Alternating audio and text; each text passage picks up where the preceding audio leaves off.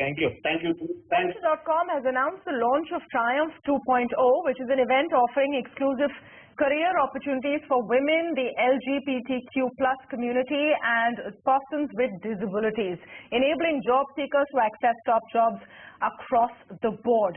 Now, we have the opportunity today to speak with the management of Monster and also get a sense of how they're seeing the job market evolving. To speak on this, I'm joined now by Sekhar Garisa, CEO of Monster India.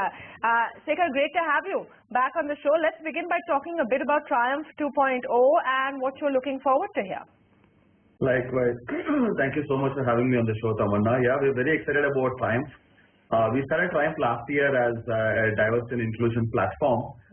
What we wanted to do, apart from obviously the one that you mentioned around creating job opportunities for diversity talent, was to create a larger platform where we bring together the candidates, the recruiters, the HR leaders, and thought leaders and influencers in this space. So last year was the first time we did it, and the response was overwhelming. In the first year itself, it became the largest D&I event in the country. We had about 50 million impressions, had more than 25 business leaders from across the world speaking on the platform, inspiring thousands of people who were listening in. We had the hackathon to unearth India's best women coder, and we had more than 70,000 people participating in one of the largest career fairs that we've seen in this country. So it was a phenomenal response we had last year, which gave us a lot of encouragement that what we're doing is in the right direction. We all know that diversity and inclusion as a topic is one of the top priorities that every business leader is driving now. Yeah. And we believe that we have responsibility not just as an employer, but as a leading talent platform to further this cause. And therefore, Triumph 2.0, which kicks off today, is much larger and bigger. We are hoping to get more than 100 million impressions this year. We have more than 100,000 registrations already, so it's already much larger in terms of scale compared to last year. Some really phenomenal business leaders who are going to be part of the event, speaking and inspiring people. So super exciting time for us, Tamanna. In terms of conversion to actual job offers, what are you hoping for, and what do you hope to see, Sekhar? So we have close to 2,000 jobs on offer on the platform now. We have a little over 100,000 people who have already registered. Many of them would come in, they take the assessments, they kind of validate their credentials, and then appear for the interviews. But that said, while we will have whatever number of job offers out of those 2,000 plus opportunities that we have converted during these 4 days, we also have a program which goes beyond the 3-4 days of the event. So, each of these 100,000 plus participants who register and are available, make themselves available for the career fair, as long as they have the right credentials, we have the right job for them. So, I want to understand what kind of a response you really see from corporate India, because this diversity in the workplace is a great slogan. But do you think large companies are taking this seriously in letter and spirit, or is it something that just looks good as a marketing pitch? I think there was a time that most of us felt that, it is obviously the right thing to do, so everybody makes the right noises about it. Yeah. But I do have to say it's very heartening to see in the last few years that almost every organization, large or small, really believes in the power of diversity and inclusion, both in letter and spirit. And there are different barriers for both. Having a diverse organization, to some extent, people have figured out how to go about it, because you have targets across teams about, how you need to accommodate people from all kinds of backgrounds.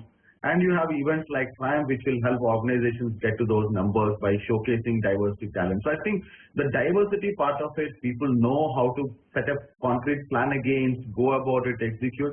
Inclusion is a tougher one because it deals with massive change management across the organization. So almost everyone wants to make sure that, they are an inclusive organization.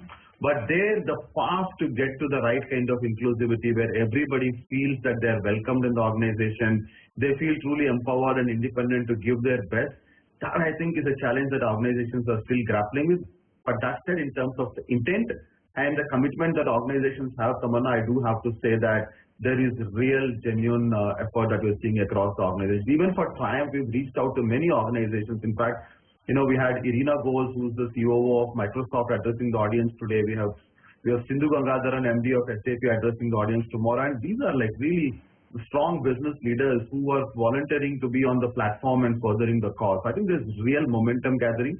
Much has been done in the past couple of years, but at the same time, I think all of us understand and acknowledge that there's still a long way to go.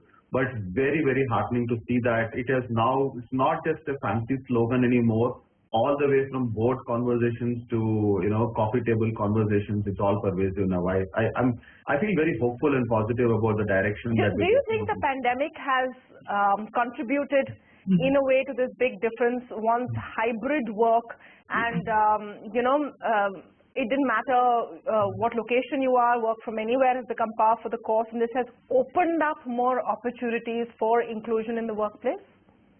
Absolutely. I mean, you obviously have a workplace now which is way more flexible than what it was prior to the pandemic.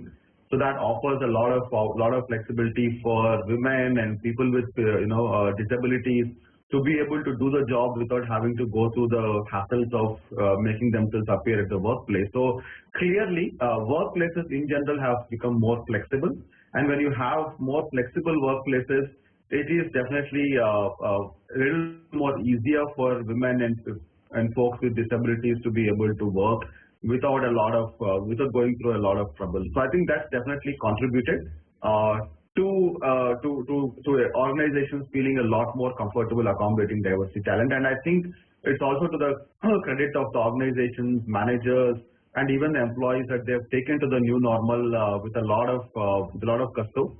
And it's heartening to see. I mean, women participation in employment has gone up. People don't have to make those sacrifices because they need to be in the office anymore.